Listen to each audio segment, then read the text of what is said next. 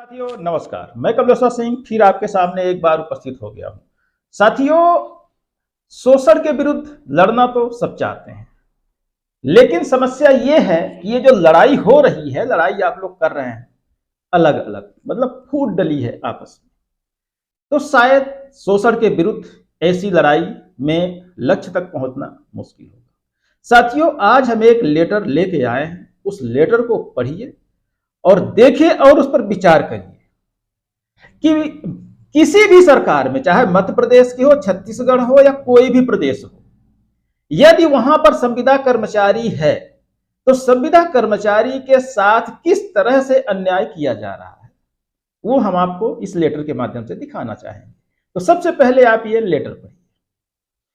दरअसल ये लेटर मध्य प्रदेश शासन के सामान्य प्रशासन विभाग ने जारी किया है और इसमें यह कहा गया है कि जो रेगुलर कर्मचारी यानी जो नियमित कर्मचारी हैं, उनको गृह भत्ता जो होता है, गृह भाड़ा, वो दिया जाए।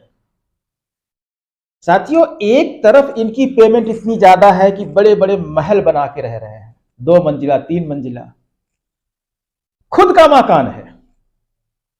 खुद के मकान में रहने के लिए शासन इनको गृह भाड़ा भत्ता देने की तैयारी करती है, लेकिन आप संविदा कर्मचारी इतनी सी पेमेंट,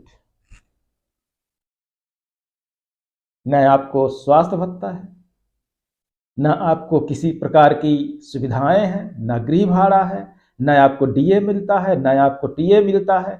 कहना चाहिए एक तरह से एक मुश्त राशि, जो कि हर संविदा कर्मचारी की एक औसत की बात हम करें तो लगभग 6,500 से स्टार्ट होती है संविदा कर्मचारी की सैलरी, और वो 30-40 हजार पे जाके खत्म हो जाती है।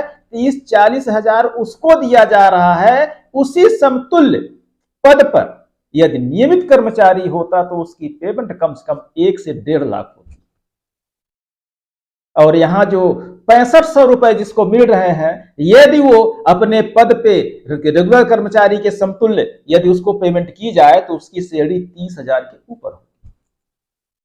तो साथियों, हमारा यहां कहने का मतलब सिर्फ इतना है कि जिसको कुछ नहीं है उसको कुछ नहीं है, जिसको सब कुछ है उसको सब कुछ है, और उसी को दिया भी जा रहा है। तो साथियों, आपको क्यों नहीं मिल रहा, इसका कारण खोजने की कोशिश करें। मैं यही कर रहा हूं, मैं कोशिश भी कर रहा हूं कि आप सभी लोग मेरे साथ जुड़िए। आपकी लड़ाई मैं लड़ रहा हूं, लड़ता रहूंगा जीवन पर्यंत। लेकिन स्थिति क्या हो रही है, संविदा कर्मचारी आपस में ही उलझे हुए हैं, उलझे हुए हैं। चाहते तो सब है कि मेरे खाते में जो है रेगुलर कर्मचारी के बराबर पेमेंट आ जाए, लेकिन समस्या यह है कि आखिर ये लड़ाई लड़े कौन, और यदि कोई उसकी लड़ाई लड़ता है तो उसका साथ दे कौन। ये संविदा कर्मचारी कहता है, अरे वो लड़ रहे हैं तो जब सबको मिलेगा तो हमको भी मिल जाएगा, हमें किसी के साथ रहने की, किसी का साथ देने की जरूरत क्या है भाई, वो तो लड़ ही रहे हैं ना हमारे लिए, तो जब सबको मिलेगा मुझे भी मिल जाएगा। साथियों, यही सोच आपके शोषण का कारण बनी हुई है।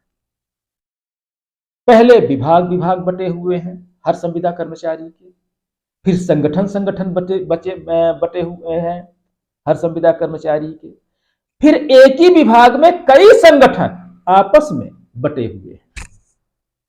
क्योंकि जब किसी उद्देश्य की पूर्ति नहीं होती तो वहां पे एक दूसरा संगठन खड़ा कर दिया जाता है, या तो हम सीधी भाषा में कहें तो ये जो चंदा आता है कर्मचारियों से, जब उसमें फूट पड़ती है, बंटवारा उसका सही ढंग से नहीं हो पाता नेताओं में, तो फूट पड़ जाती है और दूसरा संगठन बन जाता है।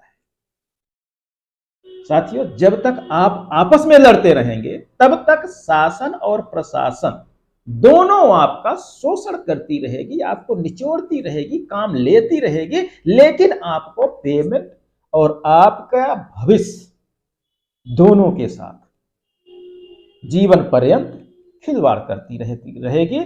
जिस तरह से अभी नगर पालिका परिषद के निगम के जो सामुदायिक संगठक थे वो रेगुलर थे, कुछ को 90% मिल रहा था, कुछ जो थे 6500 में काम कर रहे थे बतौर संविदा ही। अब देखिएगा, विभाग एक है, पद एक है, लेकिन उन्हीं पदों में से कुछ लोग रेगुलर हैं, कुछ लोग संविदा में हैं, मतलब 90% की नीति लागू है, अब कुछ में कुछ भी नहीं मिल रहा है, 6500 रुपए में अपना जीवन यापन कर रहे हैं। तो ये शोषण क्यों हो रहा है? क्योंकि हम आपस में बटे हुए हैं। यदि एक को कोई लाभ मिलता है तो वो दूसरे को बताता ही नहीं, और एक लड़ने जाता है तो उसका साथ कोई देता ही नहीं, तो अकेले लड़के अकेला लाभ वो ले लेता है, तो इसी कारण वो किसी को बताता नहीं। तो साथियों, हम संविदा शब्द हटाने के लिए उतरे हैं। हो सके तो आप साथ दीजिए। संविदा शब्द हटाने में थोड़ा सा समय लग सकता है, वो हम बार बार कहते हैं, लेकिन यदि आप साथ देंगे तो कोई भी वक्त नहीं लगेगा। कहते हैं एक एक उंगली कुछ नहीं कर पाती, लेकिन जब मुट्ठी बनती है तो जिस पे पड़ता है उसका वारा और न्यारा दोनों कर देता है। तो आप हमसे मत सीखिए, आपके ही अंग आपको सिखाते हैं कि यदि हम अलग अलग रहे आएंगे तो हम कुछ नहीं कर सकते। कैसे? ना कुछ पकड़ सकते हैं, ना कुछ बता सकते हैं, ना इसमें ताकत है। लेकिन जिस दिन ये सारी चीजें इकट्ठी हो गई तो एक ताकत बनती है। कोई भी चीज इसके अंदर यदि पड़ जाती है तो उसका जनाजा निकल जाता है। तो साथियों, इस हाथ से ही सीखिए, इस हाथ से सीखिए। आपके अंदर ही आपका गुरु बैठा हुआ है। जिस दिन आप अपने अंदर के गुरु को पहचान जाएंगे तो आप अपने अधिकारों के लिए उठ खड़े होंगे और आपका अधिकार कोई नहीं छीन सकता। साथियों, लेटर हमने दिखा दिया है। जिसको इतना मिल रहा है वो अपने ही घर में रहेगा और गृह भाड़ा भी लेगा, अपने ही घर में किराएदार बन के रहेगा। और आप दूसरे के घर में रहेंगे लेकिन आपको गृह भाड़ा नहीं मिलेगा, या यूं कहें कि सैलरी ही नहीं मिलती तो गृह भाड़ा की बात कौन करे। अपने अधिकार के लिए खड़े होइए तो ही कुछ कर पाएंगे। साथियों, इन्हीं शब्दों के साथ लेते हैं विदाई।